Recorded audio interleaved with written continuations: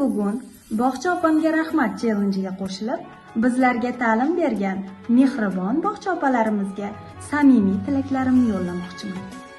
Biz dunyoni endigina taniy boshlagan kichkina bolalar edik.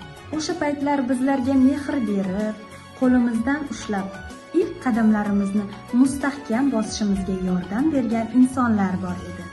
Ana o'sha insonlar mehribon bog'cha opalarimiz edi. Ular bizni faqatgina tarbiyalamadilar, farzandi kabi yaxshi ko'rdilar, erkaladilar va o'rgatdilar. Yig'laganimizda ko'z yoshimizni artdilar, quvonganimizda biz bilan birga quvondilar.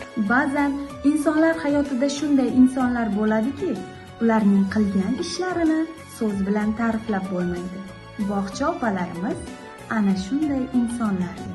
O'zim ham 6 yil mobaynida maktabgacha ta'lim tashkilotida tarbiyachi sifatida ish yuritdim. Faoliyatim mobaynida namunali pedagog unvonini qo'lga kiritdim. Bizga qilgan samimiy va qaynoq mehringizni bolalarga ulashdim. Bizning bugungi kunga yetishimizda hissangiz beqiyos. Buning uchun sizlardan umrbod minnatdormiz. Rahmat sizga, aziz bog'cha opalarimiz.